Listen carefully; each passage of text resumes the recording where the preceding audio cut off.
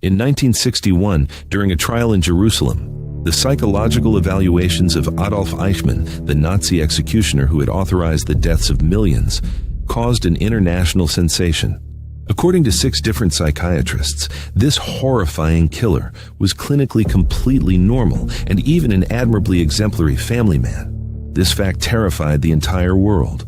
Apparently, you do not have to be a psychopath to commit the most horrifying atrocities. So how does a person who is pure-hearted and compassionate in real life turn into a chilling monster on the battlefield?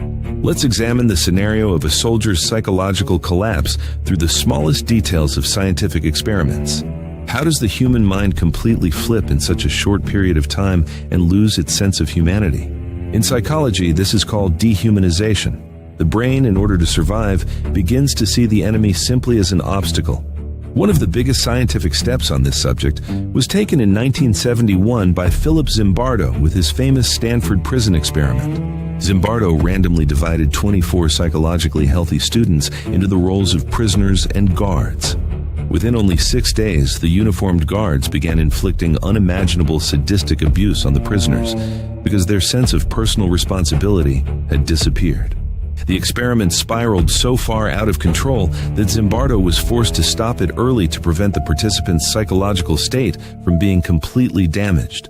If we look at historical examples, during World War I and World War II, propaganda machines taught soldiers that the enemy was not human, but merely a target that had to be destroyed. For soldiers trapped for months during the Battle of Stalingrad, waiting for death at every moment, the enemy was no longer an individual with a family and dreams, but simply an obstacle that had to be removed in order to survive. Behind this act lies de-individuation and the loss of personal responsibility. A person completely forgets their personal moral code inside the crowd.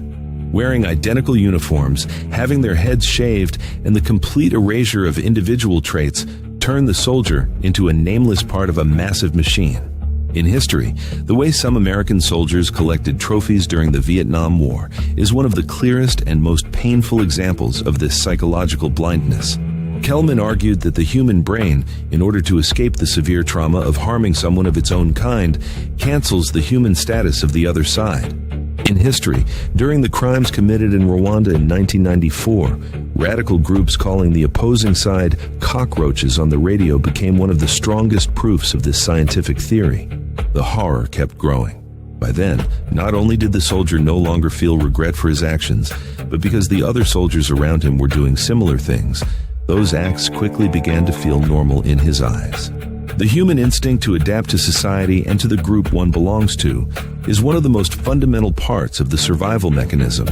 The famous conformity experiment, conducted by psychologist Solomon Asch, showed that even when people know the group is wrong, they still accept the majority's opinion in order not to be isolated. In wartime, internal group solidarity and the instinct to protect one's comrades completely overpower individual morality.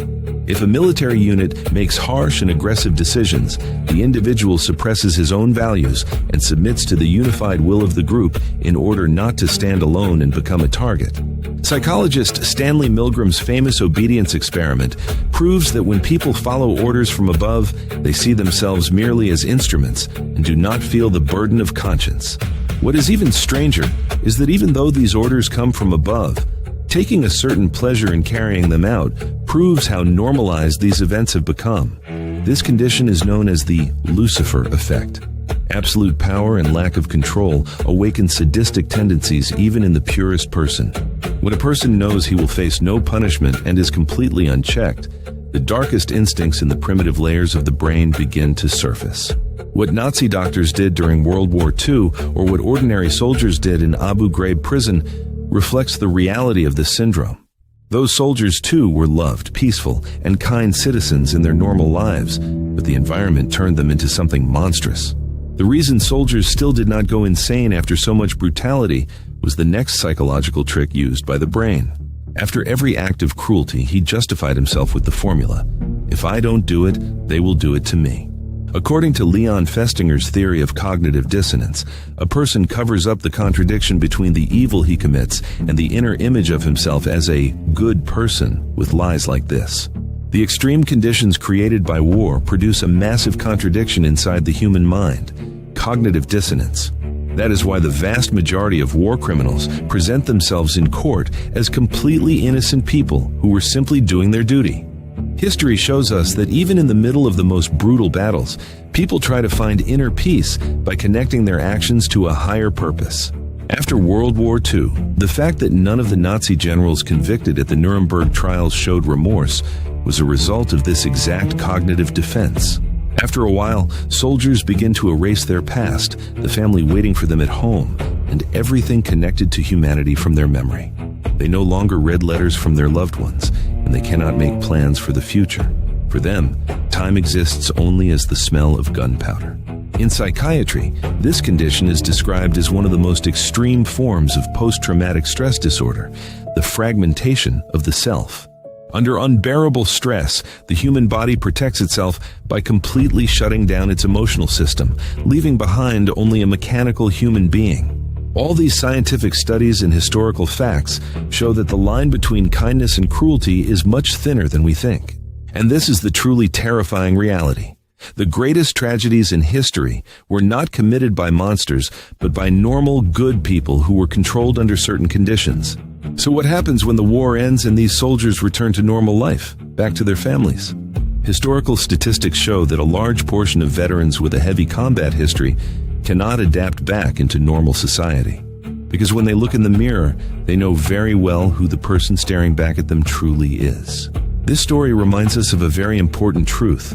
None of us are born as monsters, but that dark potential sleeps inside every one of us. War does not only change geographical borders, it also exposes the deepest and most frightening borders of the human soul. And the scariest part is this: no matter how much we consider ourselves good people today, under the right conditions, the next soldier could be any one of us.